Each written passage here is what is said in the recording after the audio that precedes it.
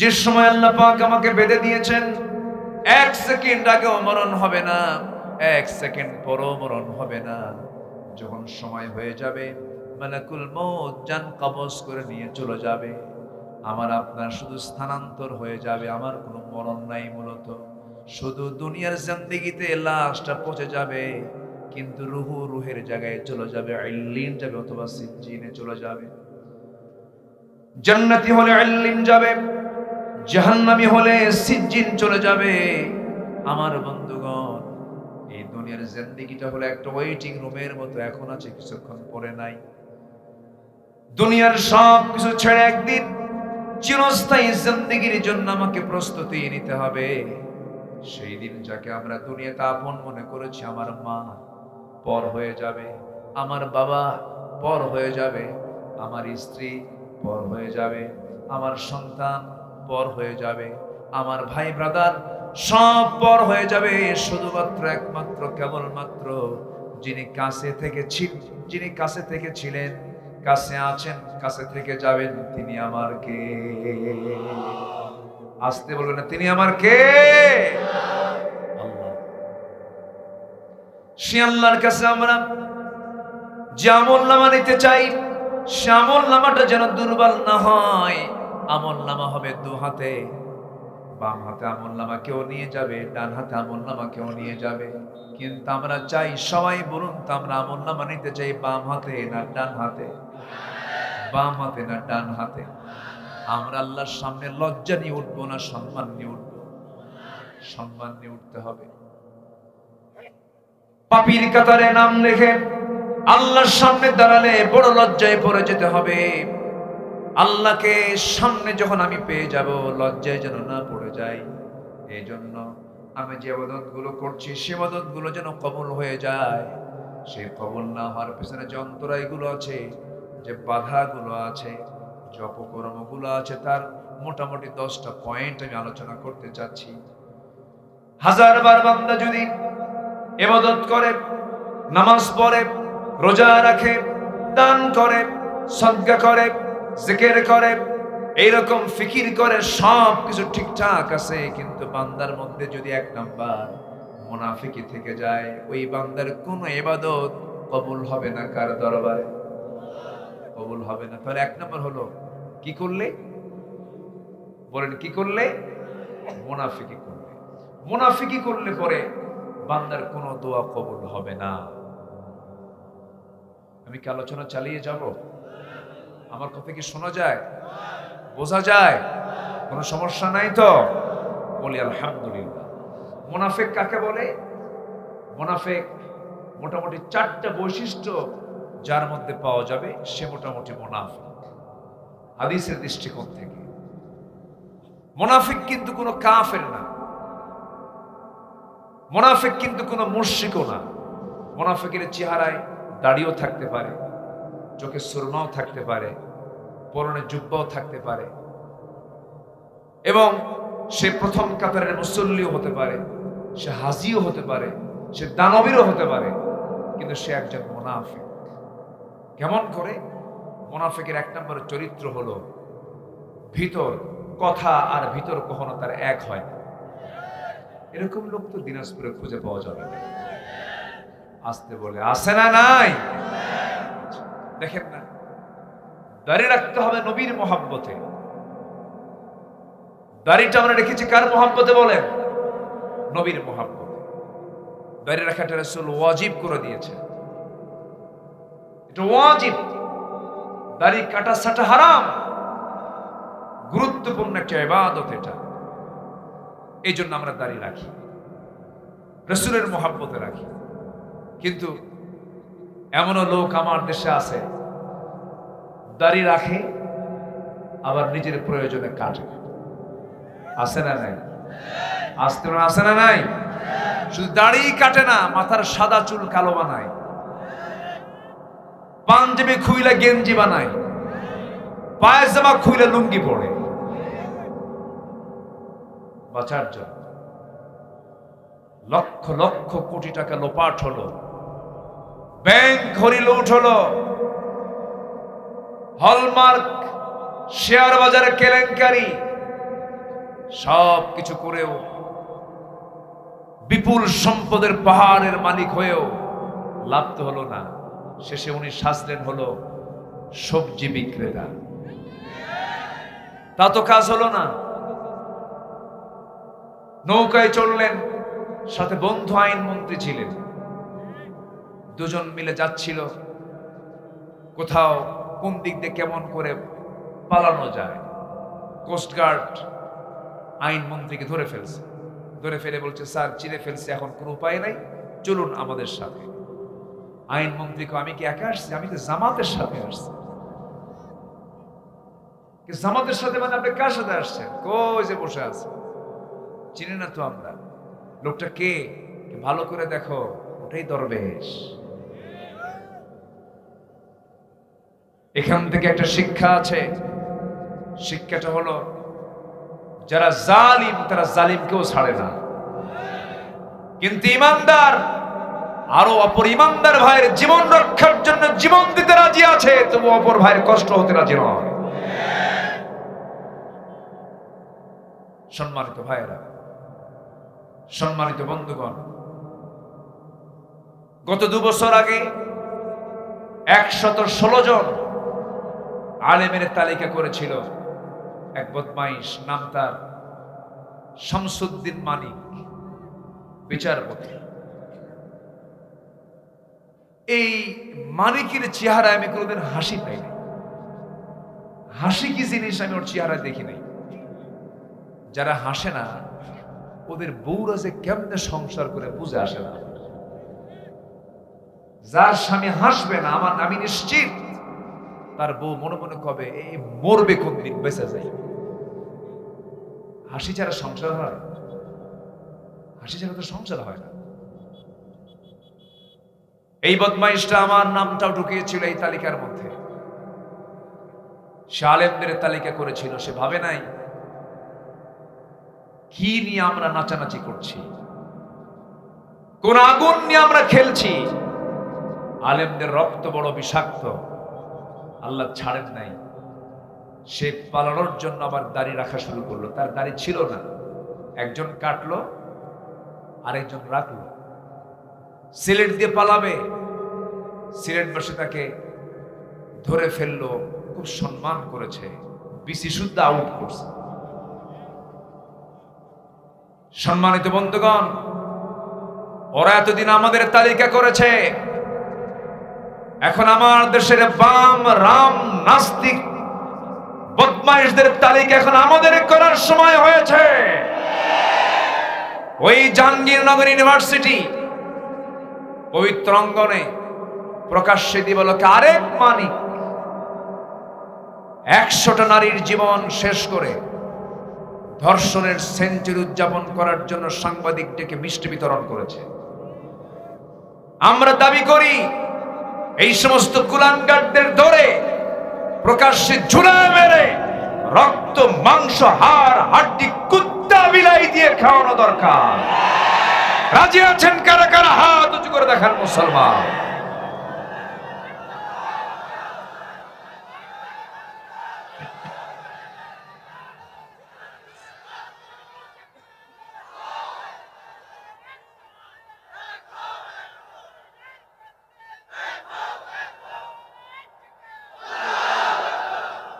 আল্লাহ কবুল করুন, জোরে বলে আমিন। একজনকে উপদেষ্টা বানানো হয়েছে, বিতর্কিত ব্যক্তি সে। তার বউ দিয়ে সে নাটক বানায়, বউয়ের কামাই খায় নাটক বানায়া। যুবকরা, ছাত্র বৈষম্য বিরোধী আন্দোলনের যে সন্তানগুলো আমাদের জন্য তাজা রক্ত বিলিয়ে দিয়েছে, ওই রক্তের সঙ্গে আমরা প্রতারণা দেখতে চাই না। ঠিক কিনা বলেন? সুযোগ সন্ধানী কোন ব্যক্তিকে আমরা আশ্রয় প্রশ্রয় দেব না। মুনাফিকের জায়গা আল্লাহর কাছেও নাই, আমাদের কাছেও নাই। কথা ক্লিয়ার? রাগ করতেছেন? রাগ করলেও কিচ্ছু করার নাই। আলোচনা চালাবো, জোরে বলি ইনশাআল্লাহ। ইবাদত কবুল হওয়ার জন্য 10টা পাপ ছাড়তে হবে। নাম্বার 1 মুনাফিকি। নাম্বার 1 কি বলেন? মুনাফিকি। প্রিয় ভাইয়ের আমার, আমাকে নির্বাচিত করলে মদিনার সনদে দেশ চালাবো, বুঝছে না? আস্তে করে বলে নাই, বলে নাই, বলে নাই। দেশ চালাইছে মদিনার সনদে।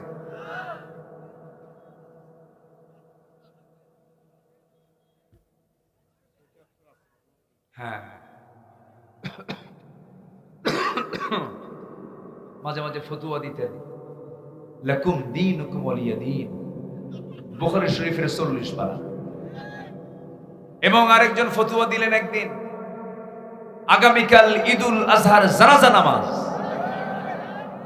ঠিক কিনা? ওরা আলেমদেরকে চরম চরম শুধু জুলুম না, মহা জুলুমের মধ্যে ফেলেছিল। আল্লামা সাঈদী একটা অহংকার আমাদের, তাকে কে না ভালোবাসে বলে? বর্তমান প্রেজেন্ট ওয়ার্ল্ডে এই শতাব্দীর 180 কোটি মুসলমানের দুনিয়ায় সবচাইতে গ্রহণযোগ্য জনপ্রিয় ব্যক্তি হচ্ছেন আল্লামা সাঈদী রাহিমাহুল্লাহ। সেই লোকটাকে জেলখানাও বাঁচতে দিল না, জোর করে ধরে। সুস্থ মানুষ, ওনাকে বলা হলো চলেন। কেন? অসুস্থ। আমি তো সুস্থ, আমি অসুস্থ হলে তো আমাকে নিয়ে যাবেন কেন? আপনি অসুস্থ। রুগী কয় আমি অসুস্থ, আর ওরা কয় কি? অসুস্থ। নিয়ে চলে গিয়ে হসপিটালে ভর্তি করে। এটা তাজা মানুষ, এটা তাজা প্রাণ, এই জাতির কর্ণধার। কত অবাধ্য সন্তান তার ওয়াজ শুনে চোখের পানি ফেলে মার খেদমত করা শুরু করেছে। কত বেনামাজি, সুদখোর, শরাবখোর, লম্পট, লাম্পট্য ছেড়ে আল্লাহওয়ালা হয়ে গেছে। যারা হলেন এই জাতি গড়ার কারিগর, সমাজ সংস্কারক, সেই লোকটাকে হসপিটালে জোর করে ভর্তি করে, পয়জনিং করে 13 আগস্ট রাতের বেলা তাকে দুনিয়া থেকে বিদায় করে দেওয়া হয়েছে। তাফসীর মাহফিলের এই প্ল্যাটফর্ম থেকে সুস্পষ্ট জানান দিতে চাই, যাদের চক্রান্তে এমন একজন মহান ব্যক্তির এই হত্যাকাণ্ড ঘটানো হলো, অবিলম্বে তাদের দৃষ্টান্তমূলক শাস্তি আমরা কামনা করছি।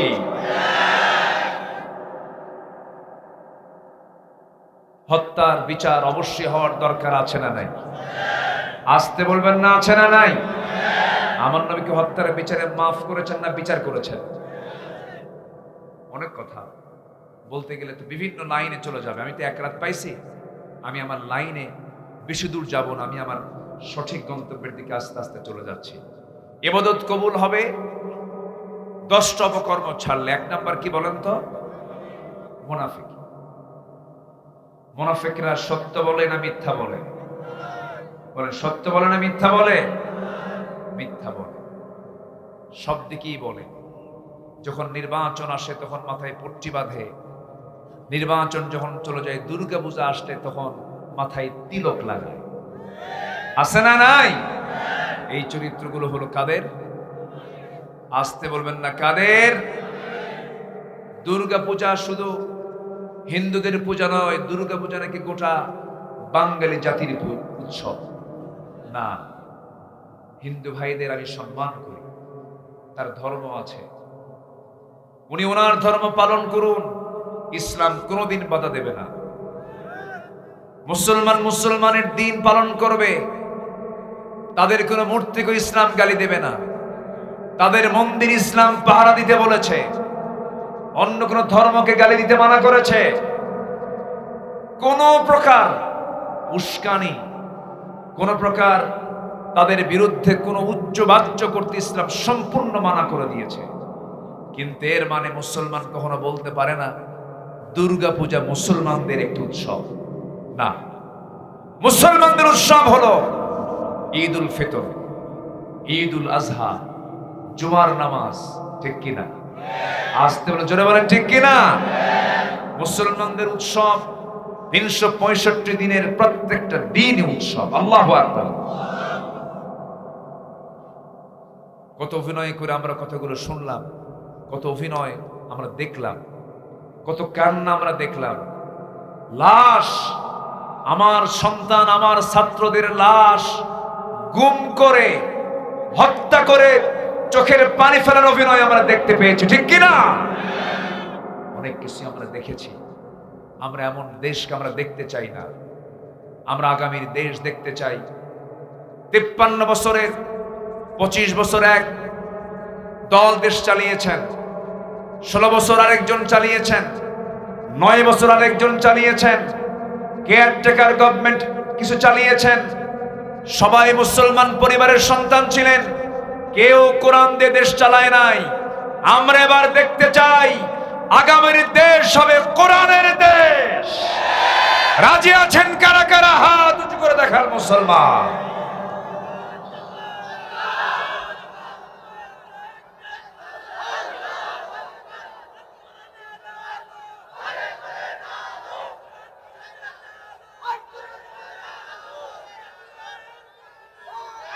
আল্লাহ কবুল করুন, জোরে বলি আমিন। কোরআন কার? আসতে বলবেন না, কার? দোহাই লাগে, প্লিজ মন খারাপ করবেন না। আমরা বাঁচতে আসি নাই, আমরা মরে কার সামনে হাজির হব? ফাঁকিবাজি আল্লাহর সঙ্গে করলে হবে না। আল্লাহ ধরে ফেলবে, আল্লাহ বলবেন তুই মুনাফিক। তুই কি মুনাফিক? আমার বন্ধুগণ, মুনাফিকের দোয়া আল্লাহ রাব্বুল আলামিন কবুল করেন না। মুনাফিককে আল্লাহ রাব্বুল আলামিন কখনো ক্ষমা করতে পারবেন না। কাফেরের জাহান্নাম যত মারাত্মক হবে,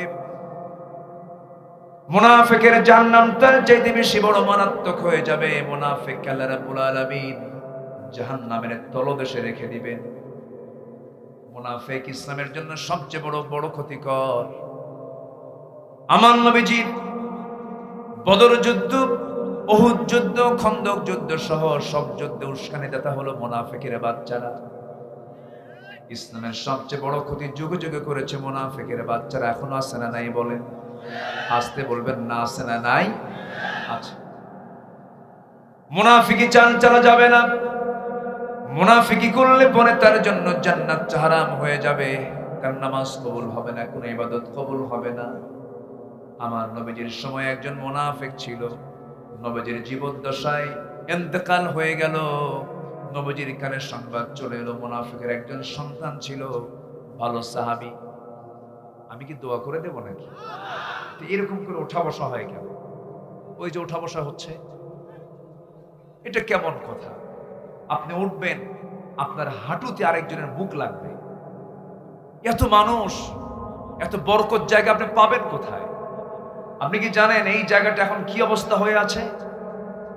অসংখ্য ফেরেশতা এখানে পাহারা দিচ্ছে এবং দোয়া করতেছে, আল্লাহ সব বান্দার সব গুনাহ মাফ করে দাও।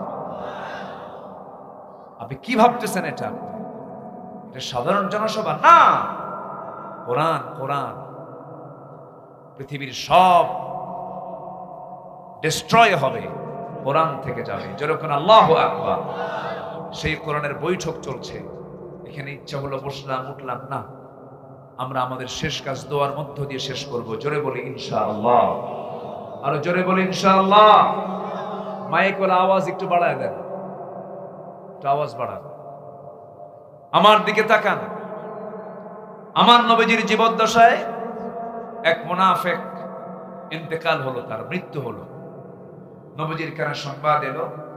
মুনাফিকের সন্তান একজন ছিলেন ভালো সাহাবী, তিনি এসে কাঁদলেন। বাপ বললে তো কান্না আসবে, আসবে না? খারাপ হলেও কি কান্না হবে না?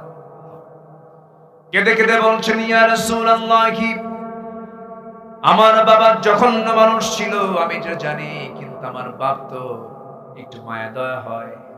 হুজুর, আমি আপনার কাছে আসছি, আমার বাবার জন্য যদি কাফনের কাপড়টা সংগ্রহ করে দিতেন। কি কাফনের কাপড় নিবা? হুজুর, আপনার গায়ের একটা জুব্বা যদি দিতেন।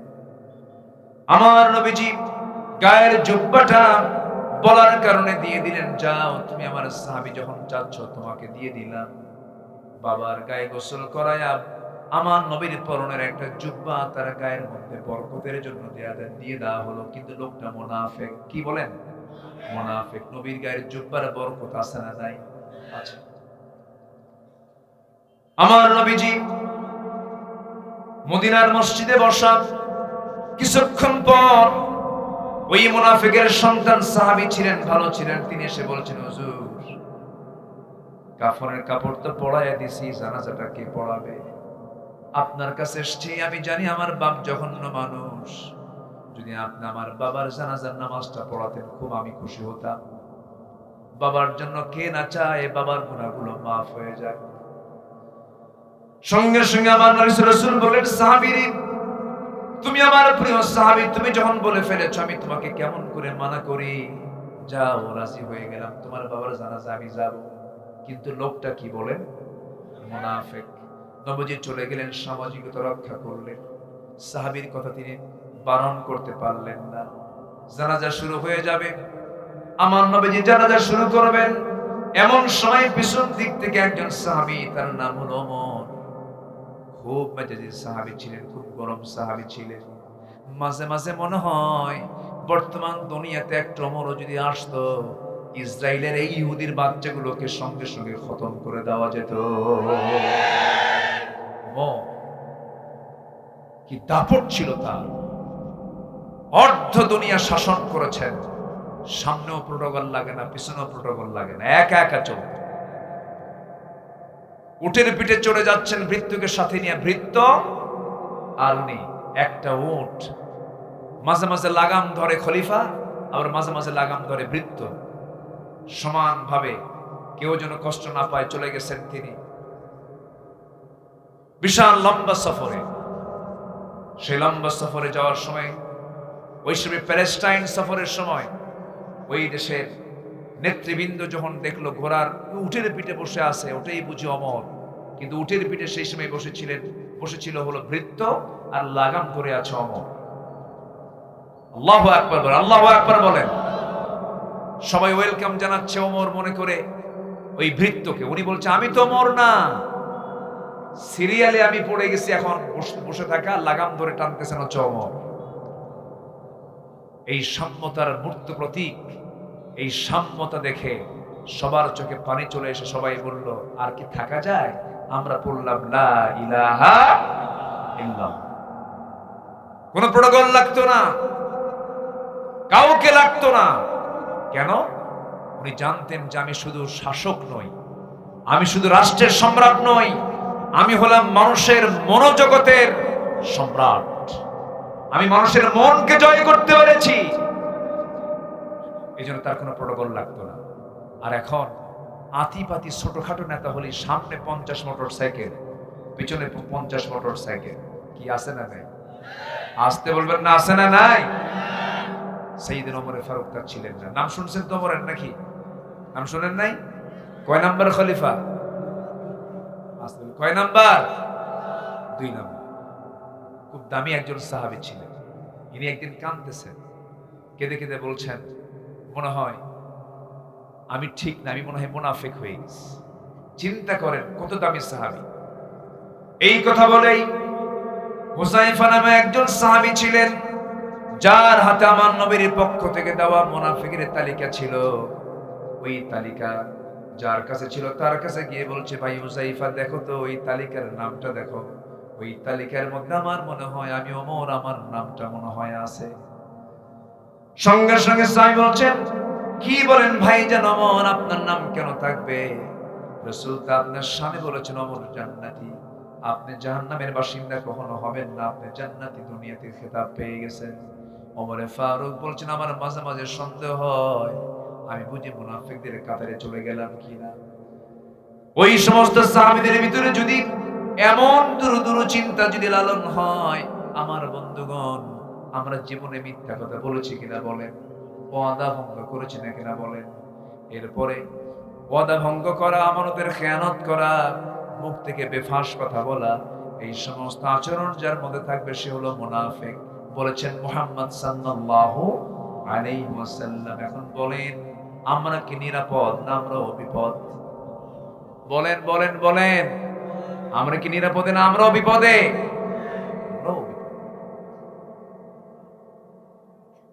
আমার বন্ধুগণ, একটু কান লাগাবেন, মনোযোগ দিয়ে শুনবেন। আমার নবীজি জানাজায় হাজির হলেন। সাইয়েদনা ওমর ফারুক পিছন থেকে বলছেন, ইয়া রাসূলুল্লাহ, আপনি কার জানাজা পড়াচ্ছেন? রাসূল বলছেন, ওমর রে, আমি সব জানি, সব দেখতেছি, কিন্তু আমার উপায় না, আমি জানাজাটা পড়ায় দেই। আমার নবীজি জানাজা সম্পূর্ণ করার সঙ্গে সঙ্গে আয়াত নাযিল হয়ে গেল, হে রাসূল, আপনি দোয়া চান বা না চান, আপনি মুনাফিকদের জন্য যদি ৭০ বারও যদি দোয়া করেন, ওই দোয়া আমি আল্লাহ আমার দরবারে মঞ্জুর হবে না। জুব্বা দিয়ে লাভ হলো না, নবীজি জানাজা পড়ায়ও লাভ হলো না। কারণ লোকটা কি? মানে লোকটা কি? না, এই মুনাফিকরা কি না করেছে, অনেক কিছুই করেছে। আমার নবীজির দাম্পত্যময় জীবনকে তারা অসুখী করে ফেলেছিল। ছোট্ট একটা ইতিহাস মনে করলো, মুনাফিকরা কত চক্রান্তকারী হতে পারে। আমার নবীজি কোন এক অভিযান থেকে ফিরে আসতেছিলেন, যুদ্ধে বের হয়েছিলেন। ফিরে আসার পথে আমার রাসূল কিন্তু বউকে সাথে নিয়ে চলতেন। আলহামদুলিল্লাহ বলে, জোরে বলি আলহামদুলিল্লাহ। আমার নবীজি জীবনে হজ করেছেন একবার। কয়বার? আসতে বলবেন না, কয়বার? আর আমার দেশের কিছু হাজি আছে 10 বার হজ করেও ভিডিও ছাড়ে না, গাঁজাও ছাড়ে না। আছে না নাই? বারবার হজ করলে যে আপনি বিশাল বড় বুজুর্গ হয়ে গেছেন, এটার কোনো কারণ না। জীবনে একবার হজ করা কি ফরজ? বারবার যাওয়ার কি দরকার আপনার? বরং ওই টাকা দিয়ে আপনার প্রতিবেশী যদি অভুক্ত থাকে, প্রতিবেশীর বাড়িতে আপনি একটা গরু কিনে দেন, আপনার জন্য বিশাল নাজাতের কারণ হয়ে যাবে। চলে গেলেন? বসেন, বসেন। সামনের কাতার থেকে গেলে হয়। আমার ভাইজান খুব ভালো মানুষ, বগুড়ার জামাই, আমার হোম ডিস্ট্রিক্ট আবার বগুড়া, তো এই জন্য অধিকারে আমি তাকে বসায় দিলাম। একটু বসেন, আমরা একসঙ্গে এখান থেকে বিদায় নেব। জোরে সময় আমি নিচ্ছি না। 10টা পয়েন্ট চলতেছে। কয় নাম্বার? এখনো আছে কয়টা? নুরু, ওয়াজ কি শেষ না শুরু? একটু নিয়ত করেন, নিয়তটা একটু শক্ত করেন, দেখবেন যা আর উঠতে মন চাবে না। বলি আলহামদুলিল্লাহ। কত সময় কত দিকে চলে যায়। ভাইজান কষ্ট দিয়ে ফেললাম না তো? জি, সম্মানিত ভাইরা, আমার নবীজি জীবনে হজ করেছেন কয়বার? আর আমার দেশে বারবার হজকারী হাজি আছে না নাই? গাঁজা খায়। কি খায়? গাঁজা খায়। পর্দা নাই, বউটাকে হাফ লেডি অর্ধলগ্ন করে, হাজি সাহেব বউটাকে অর্ধলগ্ন নোংরা পোশাক পরায় গোটা শহর ঘুরে বেড়ায়। আছে না নাই? কিছু পুরুষ আছে সুন্দরী বউকে পর পুরুষকে দেখতে খুব পছন্দ করে। আছে না এরকম কিছু লম্পট? আছে না? আছে না? নিজের বউ মানুষকে দেখায়, আবার বলে, দেখো তো বউটা আমার কেমন রে সুন্দর না। এরকম আছে না নাই? আছে না নাই? আবার দেখানোর কৌশল ভিন্ন, একদম আপডেট ভার্সন R15, হোন্ডার পিছনের সিট, প্যাসেঞ্জার সিট 3 তলা, আর ড্রাইভিং সিট হলো আন্ডারগ্রাউন্ড মাটির সাথে। 3 তলায় বউকে চড়াইয়া দেয়, অর্ধলগ্ন পোশাক পরায়া। শুরু করলো 13 মাইল গড়িয়া থেকে 10 মাইল হয়ে কোন দিক? একদম দিনাজপুর কিসের মোড়? লিলির মোড়। আচ্ছা, দিলা একদম মেডিকেল মোড় পর্যন্ত এক টান দিল হোন্ডা দিয়া। পিছনে তো বউ আছেই, চুলটা ছেড়ে দেওয়া। এখন স্বামী মনে করলো যদি হঠাৎ করে কারো দেখা যদি মিস হয়, হোন্ডার আওয়াজটা বাড়ান দরকার, পাইপ খুলে ফেলল। চ্যালেঞ্জার আছে না? খুলে ফেলে। এখন আওয়াজ হচ্ছে হোন্ডার না হেলিকপ্টারের? হেলিকপ্টার। বাস এক টান দিল, সব জাতি শুধু এইরকম করে ছায়া আছে। দেখলো সন্ধ্যার সময় বউটার আবার ছবি একখান তুললো, গধূলি বেলায়, লাল শাড়ি, লাল ঠোঁট, কপালে একখান টিপ, গালে আটা ময়দা, ছবি একখান তুলে ফেসবুকে পোস্ট করে লিখলো, আসুন প্রিয় ভাইরা, আসুন সবাই মিলে আমার বউটাকে জামাতের সাথে দেখি। আছে না নাই? এগুলো লম্পট, এগুলো কি বলেন তো, এরা সমাজ নষ্টকারীরা। আমার নবীজি বউ নিয়ে গেছেন, কিন্তু পর্দা ছাড়া না, পর্দা সহ। পর্দা সহ কোন এক অভিযান থেকে তিনি আসতেছেন, হাজার হাজার সাহাবী মদিনায় ফিরবেন। আমার নবীজি বললেন, সাহাবীরা আমরা মদিনার দিকে ফিরতেছি, হঠাৎ করে কেউ যদি বাদ পড়ে যায়, বাদ পড়েই যেতে পারে। আমি একজন সাহাবীকে দায়িত্ব দিলাম, সাফওয়ান এদিকে আসো, তোমাকে দায়িত্ব দিচ্ছি। তোমার দায়িত্ব হলো আমার যে সমস্ত সাহাবীগুলো ফেরার পথে বাদ পড়ে যাবে, সেই বাদ পড়া সাহাবীগুলোকে তুমি নিয়ে মদিনা পর্যন্ত পৌঁছায় দিবা।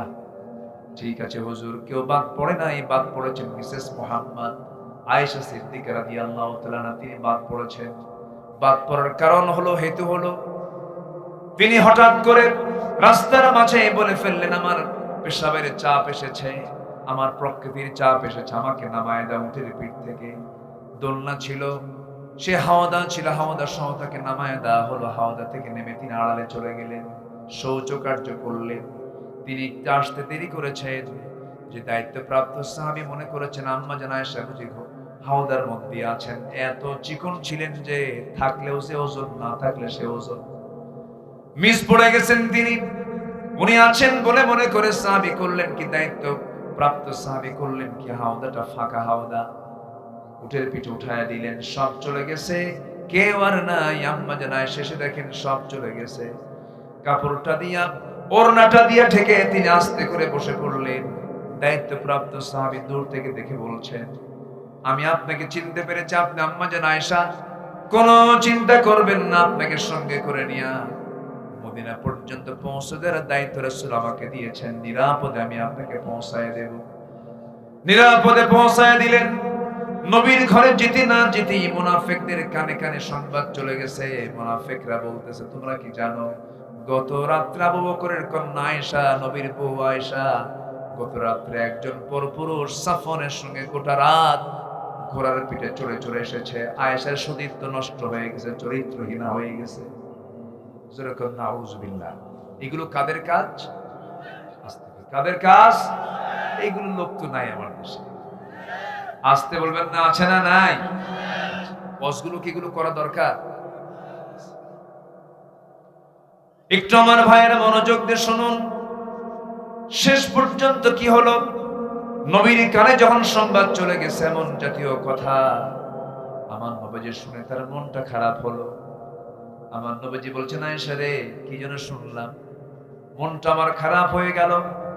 আমার মনে হয় এই মুহূর্তে তোমার এই জায়গায় না থেকে তোমার বাবার বাড়ি চলে যাওয়া উচিত।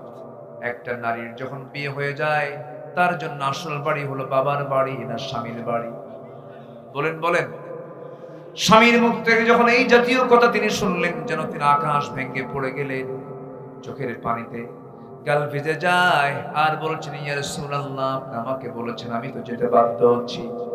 আমি চলে গেলাম আমার মার বাড়ি, আমার বাবার বাড়ি। তবে একটা কথা বলি ইয়া রাসূলুল্লাহ, যে বিয়ের সিদ্ধান্ত এই পৃথিবীর কেউ দেয় নাই, আমার বিয়ের সিদ্ধান্ত এসেছে আসমান থেকে। আল্লাহ আমাকে অর্ডার করেছেন আপনাকে বিয়ে করার জন্য। আমাকে সে আল্লাহর কাছে আমি বিচার দিয়ে দিলাম, আল্লাহ আমার ফয়সালা করে দিবেন। জোরে কর সুবহানাল্লাহ।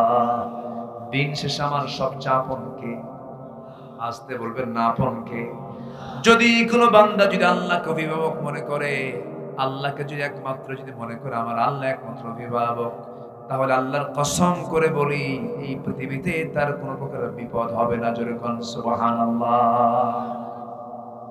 আমার বন্ধুগণ, শেষ পর্যন্ত কি হলো, নবীজি বলে দিলেন যাও। আম্মা জান আয়েশা রওনা দিলেন। এখান থেকে একটা বিষয় ক্লিয়ার, আমার নবীজি গায়েব জানতেন না। রাসূল যদি গায়েব জানতেন বলতেন, আয়েশা সব ভুয়া কথা, মিথ্যা কথা আমি জানি, কিচ্ছু হয় নাই। কিন্তু রাসূল কিন্তু তা বললেন না, কারণ রাসূল সত্য কোনটা মিথ্যা কোনটা তিনি জানতেন না। কারণ সত্য মিথ্যা সব কিছু জানার তিনি মালিক। তিনি কে?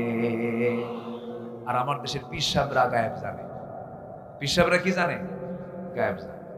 বাচ্চা হয় না, এসে বলে বাবা বাচ্চা তো হয় না, চুপ মেরে থাকে। এই কি মানে মুখ শুধু নড়ায়। এই করতে করতে হঠাৎ করে একটা আওয়াজ দেয়, যা। কি কথা কি বুঝতেছেন? মানে ওই বোঝালো যে আমি একটা কিছু পাইছি। কিচ্ছু না, বের হাতের লাঠির বাড়ি খাইলে সব ঠিক হয়ে যাবে। ঠিক কিনা? যত মাজার দেশে আছে সব রোড লাইনে, একটাও ট্রেন লাইনে নাই। সব খবর আমরা জানি। যে সমস্ত মাজারে সেজদা হয় পিটাইয়া সোজা করা দরকার ওগুলোকে। আর যে ভণ্ড তার মুরিদ কর্তৃক সেজদা গ্রহণ করে ঠ্যাং ভাঙ্গা সোজা করা দরকার। শিরকের গন্ধ যেখানে আছে সেখানে আমরা তার টিকে থাকতে দেব। আমাকে অনেকে বলে পীর ধরা কি, আমি কি চোর ধরা কি? আমি পীরকে গালমন্দ করছি না, আবার আমার কথা কোন দিক দিয়ে কোন প্যাঁচ লাগায় কি যে করবে ক্যামেরাম্যান আমি আল্লাহই জানি। এই যে একটা কথা বললাম, এটাকে যে কোন দিকে কি নিয়ে কোথায় যে নিয়ে যাবে, আল্লাহি আমি পীরকে গালমন্দ করছি না। সঠিক পীর যদি হয় আপত্তি নাই। শাহজালাল ইয়ামিনী সিলেটে শুয়ে আছেন, খান জাহান খুলনায় শুয়ে আছেন, কারামত আলী জৈনপুরী রংপুরের মাটিতে শুয়ে আছেন, রাজশাহীতে শাহ মাকদুম শুয়ে আছেন। অবশ্যই তারা আল্লাহওয়ালা ছিলেন, কোনো সন্দেহ নাই। কিন্তু শাহজালাল কি করেছেন?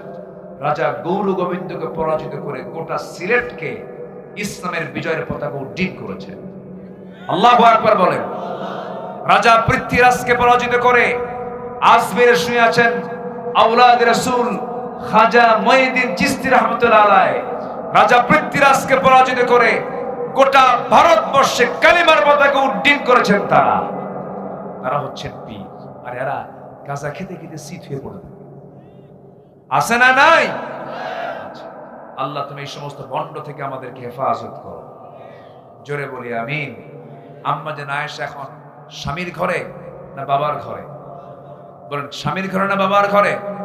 বাবার ঘরে। বড় চিন্তার বিষয়, বড় চিন্তার বিষয়। নবীজির কানে সংবাদ চলে এসেছে আয়েশা নাই।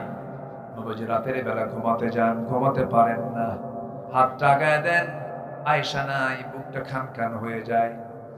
ওই দেখি আম্মা জান আয়েশা সেজদায় পড়ে পড়ে কাঁদেন। চিকন মানুষ, আরো পাটখড়ির মতো চিকন হয়ে যেতেছেন, চোখের পানিতে যায় নামাজ ভিজতে থাকে।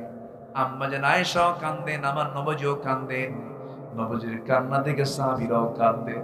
আর মুনাফিকরা হাসতে, কয় মুনাফিকরা হাসে।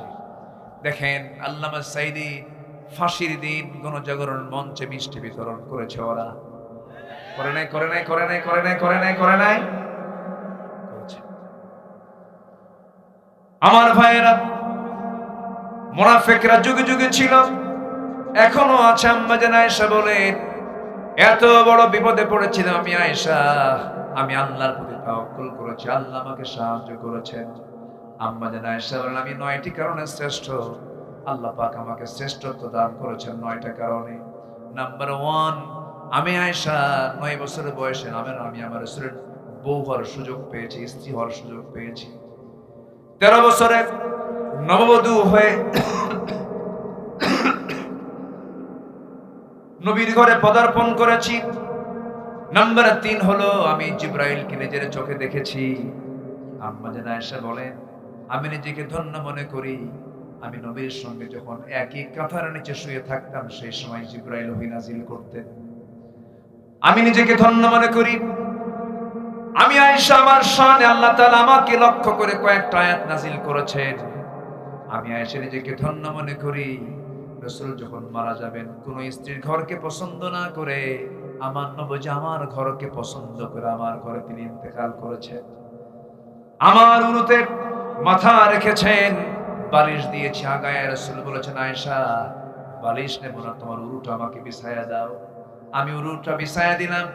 নবীজি আরাম ফরমালেন, শুয়ে থাকলেন। প্রচন্ড মাথা ব্যথা, প্রচন্ড কষ্ট পাচ্ছেন আমার রাসূল। আমার নবীজির এমন দৃশ্য দেখে আম্মা জান আয়েশা মাথায় পানি ঢেলে দিচ্ছেন। আমার নবীজি হঠাৎ করে বলছেন, আয়েশা রে মুখে কেমন যেন দুর্গন্ধ মনে হচ্ছে, মেসওয়াক লাগবে, কেমন করে উঠবো আমি? আমার ভাই আবু বকরকে বললাম, একটা মেসওয়াক এনে দেওয়া হলো। মেসওয়াকের আগাটা শক্ত দেখে আমি আয়েশা চাবায়া চাবায়া নরম করে দিলাম। নবীজির হাতে যখন দিলাম, মেসওয়াকের আগায় কিছু থুতু লাগানো ছিল। আমার নবীজি অসুস্থ শরীর নিয়ে আমার লাগানো মেসওয়াক, থুতু লাগানো মেসওয়াকটা নিয়ে মেসওয়াক না করে প্রথমে চুষে চুষে আমার থুতুগুলো পান করে মুসকি মুসকি হাসি দিয়ে বলছেন, আয়েশা রে, গায়ে কোনো শক্তি নাই, কিন্তু আমি তোমাকে দারুণ ভালোবাসি। আম্মা জান আয়েশা বলেন, আমি নিজেকে ধন্য মনে করি, আমার জীবনে আমার রাসূল তার জীবনের শেষ খাবার খেয়েছেন। আমি আয়েশা আমার মুখের লালা। রাসূল যখন মারা যাবেন, আয়েশা বলেন, আমার সঙ্গে তার সর্বশেষ কথোপকথন হয়েছে। রাসূল আমার সঙ্গে কথাবার্তা বলছিলেন। রাসূল যখন দুনিয়া থেকে বিদায় নেবেন, আমাকে বলেন, আয়েশা রে, দেখো তো আমার কলেজার টুকরা মেয়ে ফাতিমা কোথায়? ফাতিমার নাম নেওয়ার সঙ্গে সঙ্গে দরজা খুলে গেল। দরজা খুলে যাওয়ার সঙ্গে সঙ্গে রাসূল বলছেন, ফাতিমা কান্দো কেন?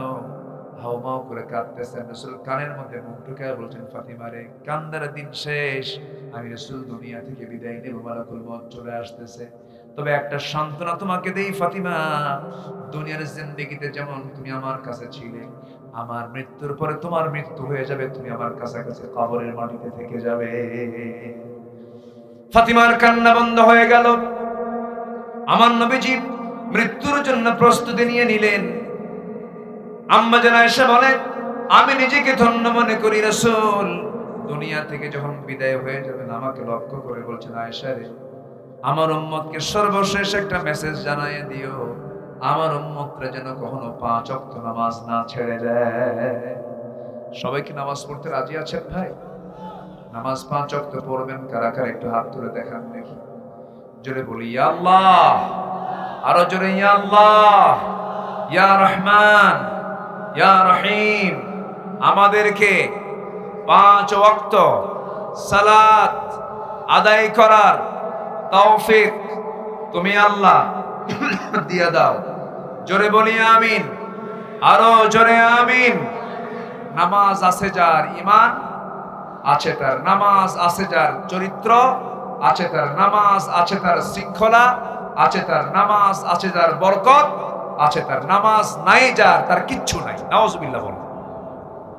সম্মানিত ভাইয়েরা, আম্মা জান আয়েশা এবার বলছেন, রাসূল যখন ইন্তেকাল করবেন আমাকে হঠাৎ করে বলছেন, আয়েশা, মৃত্যুর দুয়ারে মালাকুল মউত চলে আসছে, জান কবজ করে ফেলবি, যে কোনো মুহূর্তে আমি দুনিয়া থেকে বিদায় নিয়ে নেব। দেখো তো আয়েশা, ঘরের মধ্যে কোনো গহনা আছে নাকি, সোনা আছে নাকি?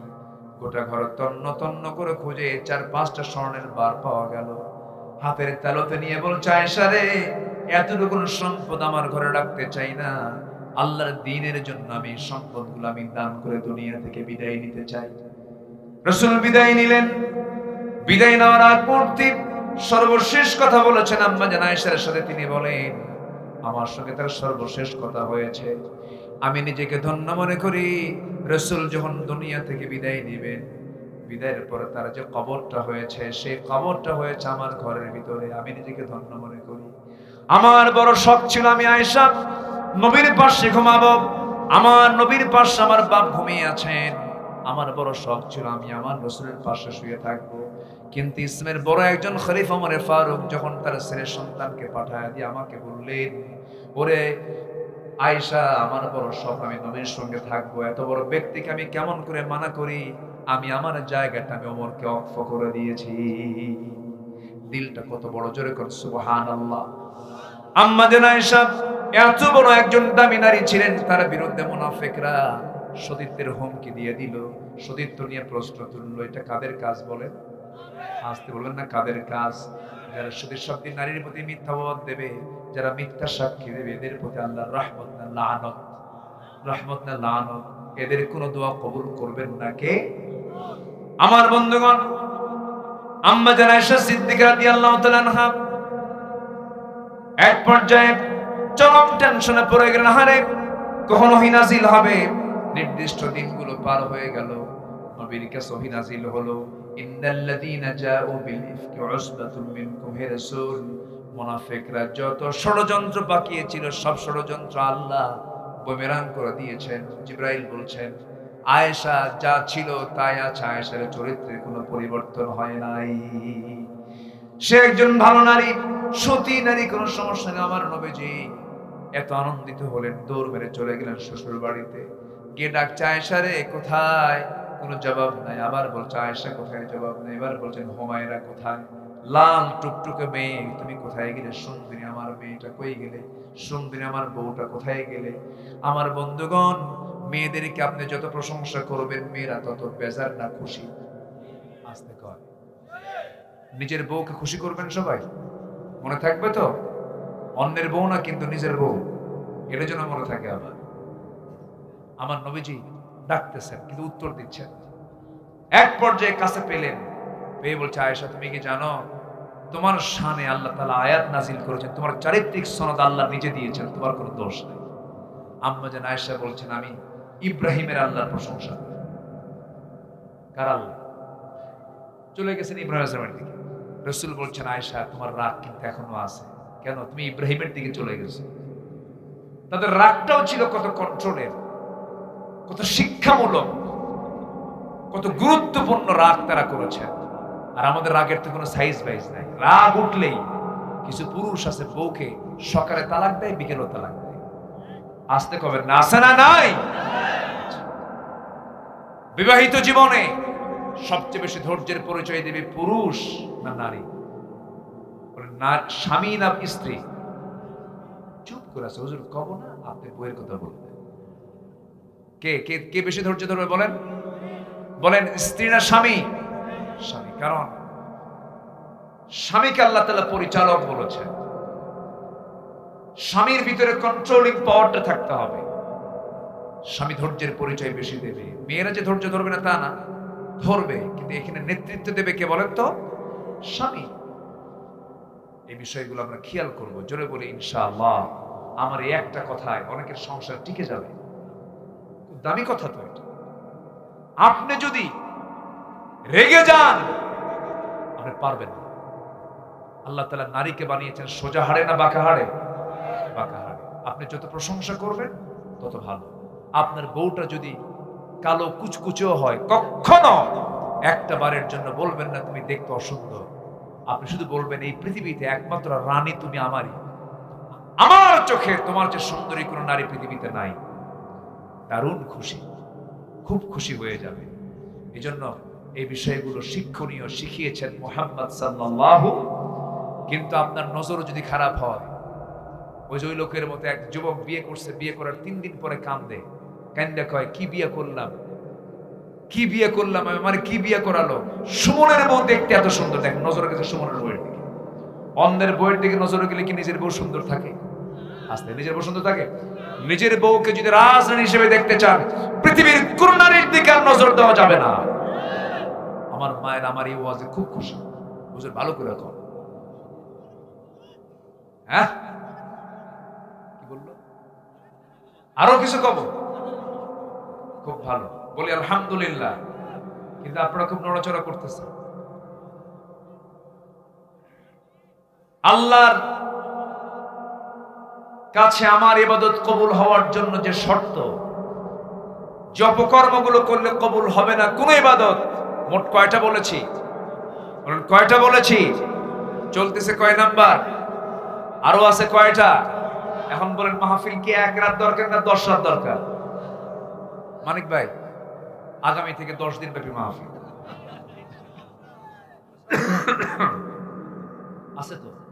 এবছর আমি নিয়েছি। যে মাহফিলটা চিটাগাং প্যারেড ময়দানে হতো চট্টগ্রামে, সেই চট্টগ্রামের প্যারেড ময়দানে মাহফিল এবছর অনুষ্ঠিত হচ্ছে, যেটা আল্লামা সাঈদী শুরু করেছিলেন। এবছর 16 বছর পর আবার সেই জায়গায় তাফসীর মাহফিল শুরু হচ্ছে, সেখানে আমি একজন অতিথি হিসেবে আছি। সম্মানিত ভাইয়েরা, তাহলে ইবাদত কবুল হতে হলে মুনাফিকে ছাড়তে হবে। সবাই রাজি আছেন তো? নামাজ কয় ওয়াক্ত পড়বো আমরা? 5 ওয়াক্ত। নাম্বার 2, নামাজের মধ্যে যাদের অলসতা থাকবে তাদের কোনো ইবাদত কবুল হবে। আল্লাহ রাব্বুল আলামিন বলেন ফাওয়াইলুল লিল মুসাল্লিন আল্লাযীনা হুম عن صلاتهم ساهون الذين هم يراءون ويمنعون الماعون জোরে বলুন আল্লাহু আকবার। নাম্বার 3 হলো আল্লাহ এবং রাসূলের চরম অবাধ্যতা এবং সীমালঙ্ঘন যারা করবে তাদের দোয়া কবুল হবে না। এই যে আমি আয়াতগুলো বলতেছি, বিরক্ত হচ্ছেন নাকি? আয়াত যত বেশি তেলাওয়াত হবে মাহফিল তত বরকতময় হবে। আল্লাহ রাব্বুল আলামিন বলছেন যারা আমার অবাধ্য হবে তাদের অবস্থা কি হবে? وَمَن يَعْصِ اللَّهَ وَرَسُولَهُ وَيَتَعَدَّ حُدُودَهُ يُدْخِلْهُ نَارًا خَالِدًا فِيهَا وَلَهُ عَذَابٌ مُهِينٌ জোরে বলুন আল্লাহু আকবার। সূরা নিসা আয়াত নাম্বার 14 যেটা দিয়ে আমি তেলাওয়াত শুরু করেছি, যারা সীমা লঙ্ঘন করবে, অবাধ্যতা স্বীকার করবে আল্লাহ এবং রাসূলের, তাদের জন্য জাহান্নাম হবে অস্থায়ী না স্থায়ী, পার্মানেন্ট জাহান্নাম তাদের জন্য বরাদ্দ হয়ে যাবে। নাম্বার 4 হলো আল্লাহর সঙ্গে যারা শিরিক করবে তাদের কোনো ইবাদত কবুল হবে না। মাজার পূজা করা যাবে না, শিরিক পূজা করা যাবে না, শনিবারে বাঁশ কাটা যাবে না, মঙ্গলবারে বিয়ে হওয়া যাবে না, বিয়ের দিন বৃষ্টি হলে পরে সারাদিন তারা চোখের পানি ফুরাবে না। এই সমস্ত কথাগুলো আমার দেশে চালু আছে না নাই? এগুলো বিশ্বাস করা ইমানদারের কাজ না শিরকের কাজ? শিরকের কাজ। সকালবেলা বেশি করে বাকি দিবে আর বৃষ্টির দিন বিয়ে করবে, যা কইছে তার উল্টা করবে। বৃষ্টি কি গজব না রহমত? আল্লাহ রাব্বুল আলামিন বলেন ইন্নাল্লাহা লা ইয়াগফিরু আন ইউশরাকা বিহি ওয়া ইয়াগফিরু মা দুনা যালিকা লিমান ইয়াশা ওয়া মান ইউশরিক বিল্লাহি ফাকাদ দাল্লা দালালান বাঈদা। সূরা নিসা ভার্স নাম্বার 116 116 নম্বর আয়াত। শিরক যারা করবে তাদের জন্য জান্নাতটা বাজেয়াপ্ত হয়ে যাবে, জান্নাতের গন্ধ তারা পাবে না, তাদের কোনো ইবাদত কবুল হবে না। নাম্বার 5 হলো সামনে পিছনে যারা পরনিন্দা করবে, পরচর্চা করবে, তাদের কোনো দোয়া কবুল হবে না, তাদের কোনো ইবাদত কবুল হবে না। এমন লোক বুঝি বাংলার জমিনে নাই? পরনিন্দা, পরচর্চা, গীবত চর্চা, এই সমস্ত লোকগুলো আজকের সমাজে আছে না নাই? ওই যে ত্রিমোহনীর মোড়ে, চতুর্থ চৌমোহনীর মোড়ে, রাস্তার মোড়ে মোড়ে কিছু দোকান খোলা থাকে, 4 দোকান।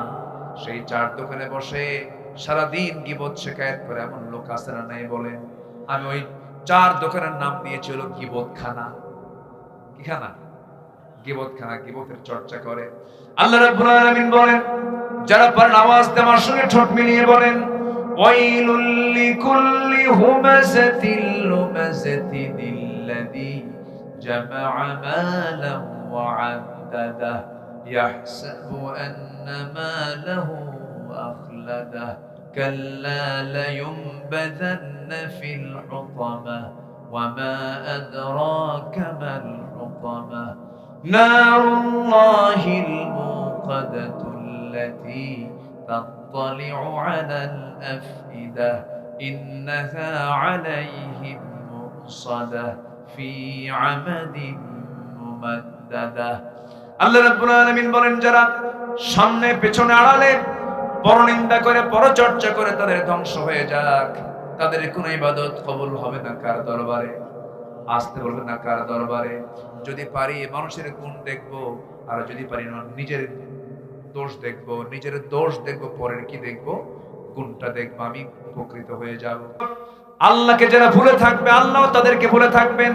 ওয়ামান আ'রাদা আন যিকরি ফাইন্না লাহু মাঈশাতান দানকা ওয়া নাহশুরুহু ইয়াওমাল কিয়ামাতি আ'মা ক্বালা রাব্বি লিমা হাশারতানি আ'মা ওয়া ক্বাদ কুনতু বাসীরা। জোরে বলুন আল্লাহু আকবার। আল্লাহকে যারা ভুলে থাকবে আল্লাহ তাদেরকে ভুলে যাবেন, তাদেরকে অন্ধ করে কিয়ামতের দিন তুলবেন। এই জন্য আমরা আল্লাহকে ভুলে থাকবো না, স্মরণ করব। বলেন বলেন বলেন, ভুলবো না, স্মরণ করব, স্মরণ করব। নাম্বার 7 হলো শয়তানের যারা পদাঙ্ক অনুসরণ করবে তারা আল্লাহর কোন ইবাদত তাদের দরবারে মঞ্জুর হবে না। শয়তানের পতঙ্গ যেমন মদের বারে যাওয়া, জেনার কারবার করা, সুদের কারবার করে, এদিকে নামাজও পড়ে, এরকম কিছু লাম্পট্য জীবন আছে না নাই বলেন? আসতে বলবেন না আছে না নাই? আল্লাহ রাব্বুল আলামিন বলেছেন তাদের কোন ইবাদত আমার দরবারে মঞ্জুর হবে না। নাম্বার 8 হলো লোক দেখানো যারা ইবাদত করবে।